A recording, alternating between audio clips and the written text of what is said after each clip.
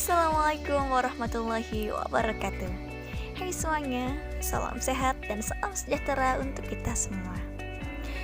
Sebelumnya, kami mengucapkan selamat menunaikan ibadah puasa bagi yang menjalankannya.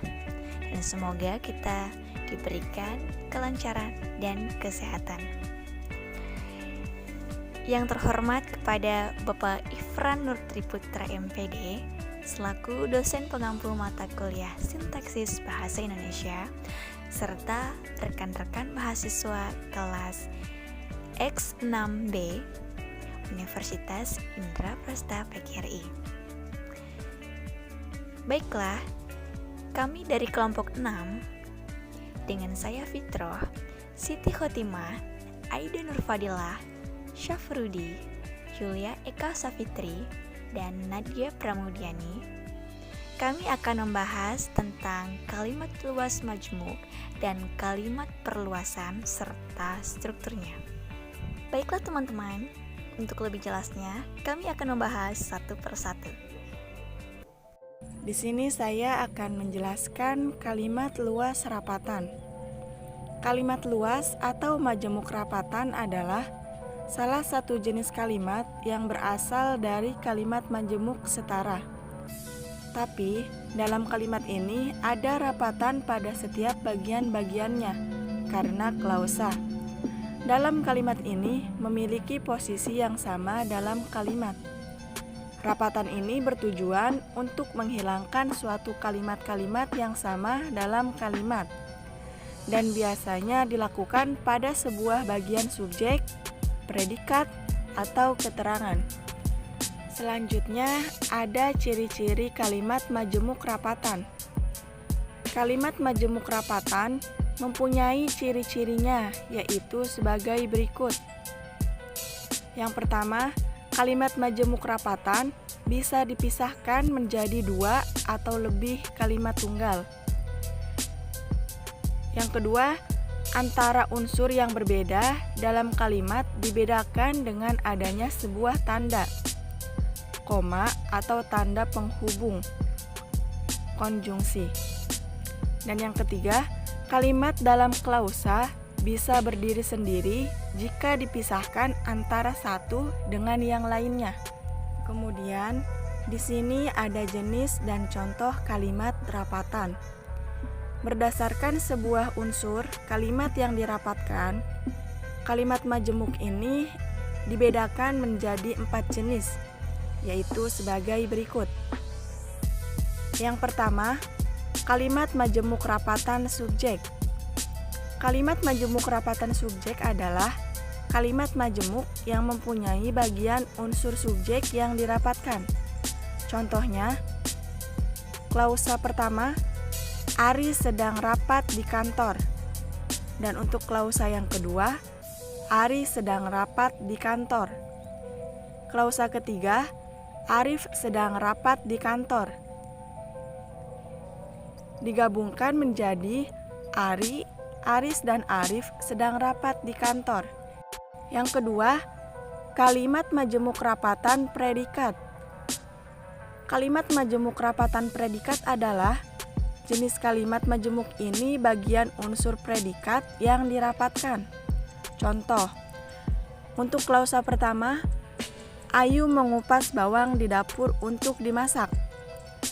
Dan klausa kedua, Ayu memotong bawang di dapur untuk dimasak. Klausa ketiga, Ayu menggoreng bawang di dapur untuk dimasak.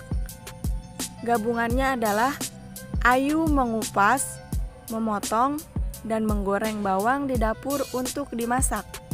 Selanjutnya yaitu kalimat majemuk rapatan objek.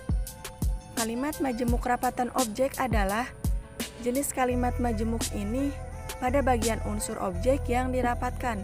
Contoh, untuk klausa yang pertama, Ani membeli ayam di pasar.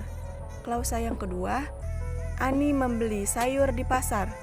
Dan klausa yang ketiga, Ani membeli tahu di pasar. Dan untuk gabungannya adalah Ani membeli ayam, sayur, dan tahu di pasar. Jenis dan contoh kalimat rapatan yang keempat, yaitu kalimat majemuk rapatan keterangan. Kalimat majemuk rapatan keterangan adalah jenis kalimat majemuk yang bagian unsur keterangan yang dirapatkan. Contoh, klausa yang pertama, ayah mencari kakak di sekolah. Klausa yang kedua, ayah mencari kakak di rumah Arif. Dan klausa yang ketiga, ayah mencari kakak di masjid. Dan untuk gabungannya adalah ayah mencari kakak di sekolah, di rumah Arif, dan di masjid. Oke, selanjutnya di sini ada kalimat luas bersisipan. Kalimat luas bersisipan ini adalah kalimat luas yang dibentuk dari dua buah klausa atau lebih. Kalimat luas bersisipan ini dibantu dengan kata penghubung, contohnya yang, bahwa, dan tempat.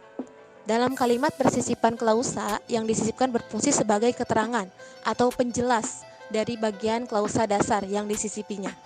Bagian klausa dasar yang biasa diberi keterangan dengan klausa sisipan ini adalah unsur subjek dan objek ya. Di sini contohnya ada kalimat luas bersisipan. Yang pertama, Danu mengiringi tarian Melinda yang sedang menari dengan gemulai. Nah, jadi yang di sini adalah kata penghubung. Kata penghubung yang kedudukannya menjadi kata sisipan. Nah, jadi di sini adalah yang, dipakainya yang. Danu mengiringi tarian Melinda yang sedang menari dengan gemulai. Nah, contoh yang kedua juga sama. Rapka menunda untuk segera pulang dari sekolah karena dia terjebak di situasi hujan petir yang menggelegar.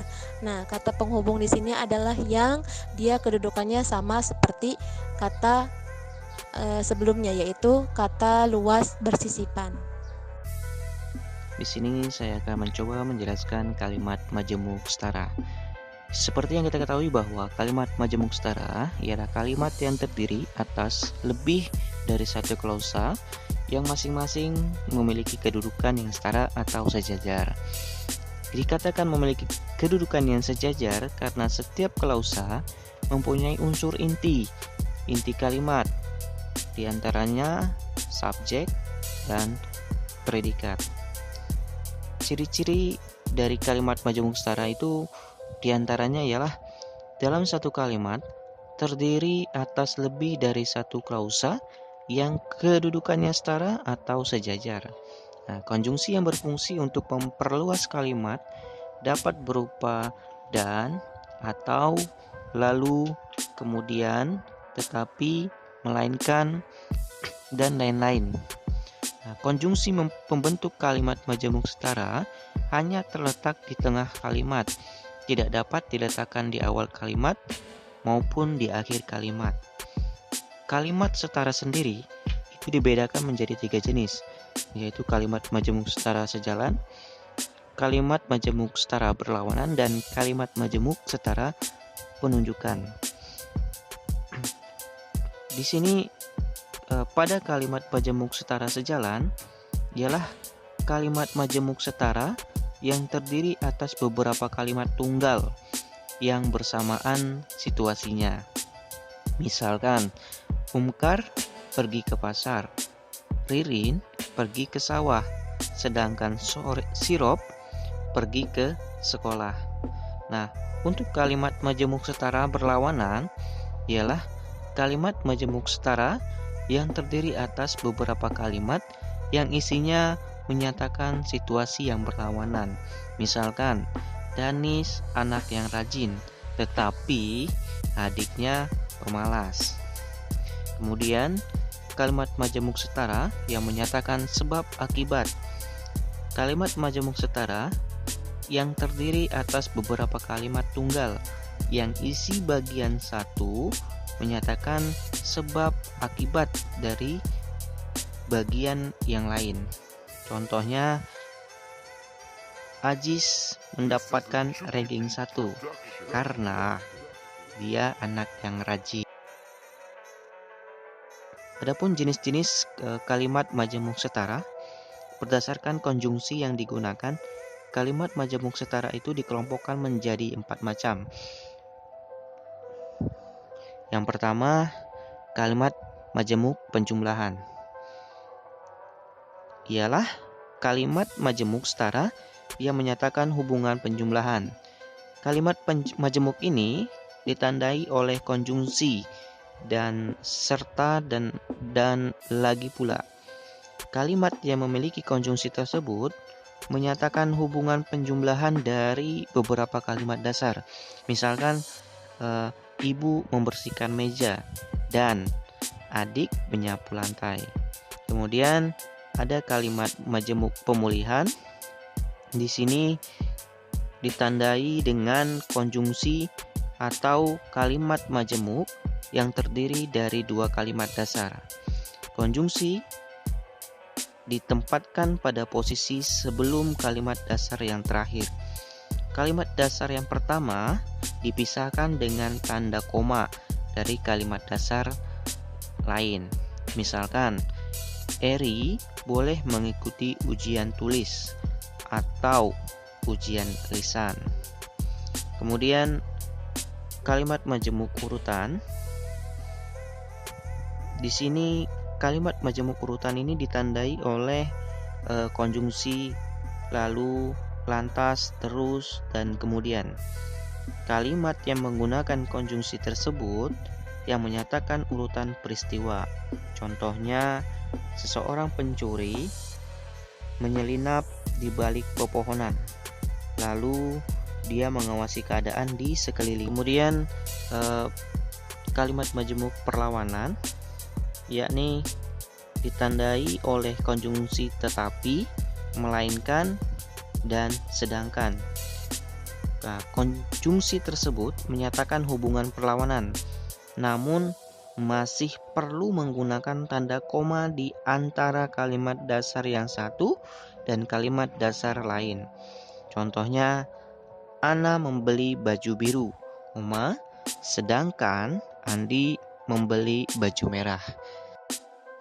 Kalimat majemuk bertingkat. Kalimat majemuk bertingkat yaitu penggabungan dua kalimat atau lebih kalimat tunggal yang kedudukannya berbeda. Dalam kalimat majemuk bertingkat terdapat unsur induk kalimat dan anak kalimat. Anak kalimat timbul akibat perluasan pola yang terdapat pada induk kalimat. Kalimat majemuk bertingkat mengandung satu kalimat dasar yang merupakan inti utama dan satu atau beberapa kalimat dasar yang berfungsi sebagai pengisi salah satu unsur kalimat itu. Konjungsi yang digunakan dalam kalimat majemuk bertingkat adalah ketika, karena, supaya, meskipun, jika, dan sehingga. Berdasarkan kata penghubung atau konjungsi, kalimat majemuk bertingkat terdiri dari 10 macam, yakni 1. Syarat. Jenisnya adalah jika, kalau, manakala, andai kata, dan asalkan. 2. Tujuan. Jenisnya agar, supaya, dan biar. Yang 3. Perlawanan atau konsesif. Jenisnya walaupun, kandidat pun, dan biarpun. Yang 4. Penyebab. Jenisnya sebab, karena, dan oleh karena. Yang 5. Pengakibat. Jenisnya maka dan sehingga. Yang 6. Cara. Jenisnya dengan dan tanpa. Yang 7. Alat. Jenisnya dengan dan tanpa. Yang 8. Perbandingan. Jenisnya seperti, bagaikan, dan alih-alih. Yang 9. Penjelasan. Jenisnya adalah bahwa. Yang 10. Kenyataan. Jenisnya padahal. Contoh pertama, kemarin ayah mencuci motor adalah sebuah induk kalimat. Kedua, ketika matahari berada di ufuk timur adalah anak kalimat sebagai pengganti keterangan waktu. Ketiga, ketika matahari berada di ufuk timur, ayah mencuci motor adalah kalimat majemuk bertingkat cara 1. Keempat, ayah mencuci motor ketika matahari berada di ufuk timur adalah kalimat majemuk bertingkat cara 2. Selanjutnya yaitu kalimat majemuk campuran. Kalimat majemuk campuran sesuai dengan namanya yaitu kalimat majemuk yang merupakan gabungan dari kalimat majemuk setara dengan kalimat majemuk bertingkat. Jadi, dalam kalimat majemuk campuran ini sekurang-kurangnya terdiri dari 3 kalimat.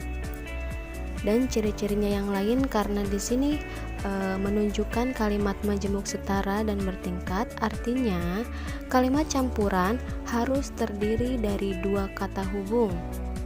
Sudah dijelaskan sebelumnya, kata penghubung kalimat majemuk setara yaitu dan, atau, lalu, kemudian, tetapi, melainkan, dan yang lainnya.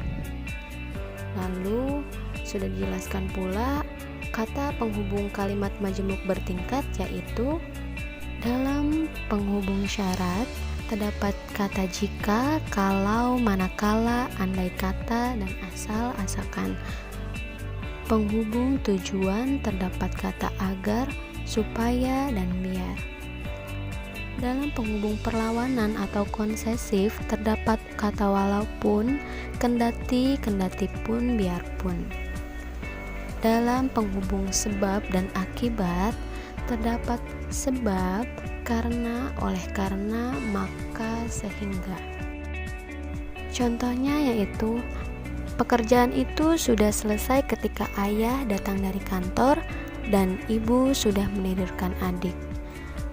Ada kata ketika, yaitu kata hubung kalimat majemuk bertingkat, dan kata dan, yaitu kata hubung kalimat majemuk setara. Dan adapun dalam kalimat pekerjaan itu sudah selesai, yaitu induk kalimat. Pada kalimat ayah datang dari kantor dan ibu sudah menidurkan adik, dua kalimat tersebut merupakan anak kalimat. Jadi dalam kalimat tersebut terdiri dari 3 kalimat tunggal, 1 induk kalimat, dan 2 kalimat menjadi anak kalimat. Adapun contoh lain dalam kalimat majemuk campuran. Terdapat 2 jenis contoh. Yang pertama yaitu contoh kalimat majemuk campuran 1 induk kalimat dan 2 anak kalimat. Contohnya yaitu kami telah menyelenggarakan sebuah tablik akbar yang dihadiri oleh masyarakat Pematang Pudu serta dihadiri pula oleh para pejabat kecamatan dan kelurahan. Lalu yang kedua, kalimat majemuk campuran 2 induk kalimat atau 1 anak kalimat. Contohnya, Pak Yudi mengajarkan cara menulis puisi yang benar dan Pak Salman mengajarkan teknik berpidato yang memikat agar siswa SMA IT Mutiara mempunyai bekal yang memadai dalam hal keterampilan berbahasa. Baiklah, saya akan membahas tentang perluasan kalimat tunggal. Sebelumnya, saya akan membahas terlebih dahulu kalimat tunggal. Kalimat tunggal adalah kalimat yang tersusun atas satu pola kalimat saja, yakni terdiri satu unsur baik subjek, predikat, dan dapat dilengkapi dengan objek serta keterangan. Kalimat ini sering disebut kalimat sederhana atau kalimat simpleks. Untuk selanjutnya yaitu ada keterangan. Keterangan adalah unsur tak wajib karena tanpa keterangan pun kalimat telah mempunyai makna tersendiri. Contoh, saya mencuci baju. Untuk selanjutnya pengertian perluasan kalimat tunggal, yaitu kalimat tunggal yang dapat diperluas atau diberi penambahan. Dalam bahasa Indonesia ada 9 keterangan, yaitu keterangan waktu, keterangan tempat, keterangan tujuan, cara, penyerta, alat, perbandingan, sebab, dan keterangan salingan. Selanjutnya ada keterangan waktu. Keterangan waktu yang berbentuk kata tunggal mencakup kata seperti pernah, sering, selalu, kadang-kadang, biasanya, kemarin, sekarang, besok, lusa, tadi, dan nanti. Untuk salah satu contohnya yaitu ayah akan pergi keluar kota besok pagi. Yang menunjukkan keterangan waktu di sini adalah besok pagi. Selanjutnya ada keterangan tempat. Keterangan tempat adalah keterangan yang menunjukkan tempat terjadinya peristiwa. Keterangan tempat hanya dapat diisi frasa preposisional. Preposisi yang dipakai antara lain di, ke, dari, sampai, dan pada. Salah satu contohnya, Paman Rusman akan segera pulang dari Rusia. Yang menunjukkan keterangan tempat di sini yaitu dari Rusia. Selanjutnya, ada keterangan tujuan. Keterangan tujuan adalah keterangan yang menyatakan arah jurusan atau maksud perbuatan atau kejadian.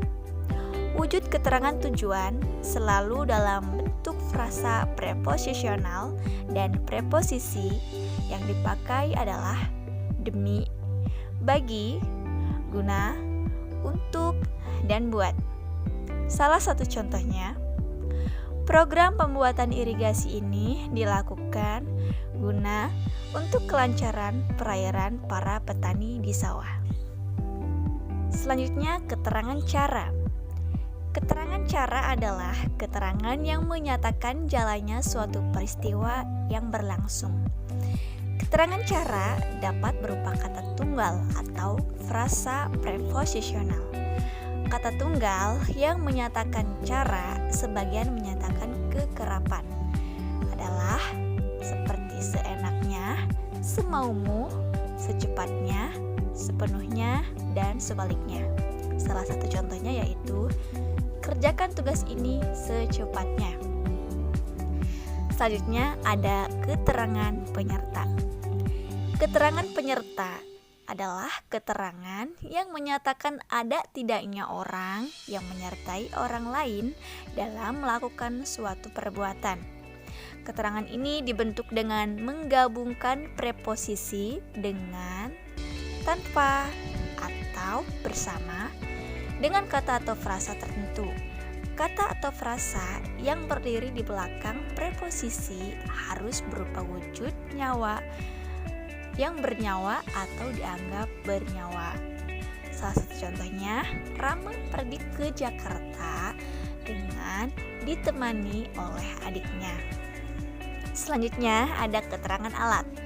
Keterangan alat adalah keterangan yang menyatakan ada tidaknya alat yang dipakai untuk melakukan suatu perbuatan.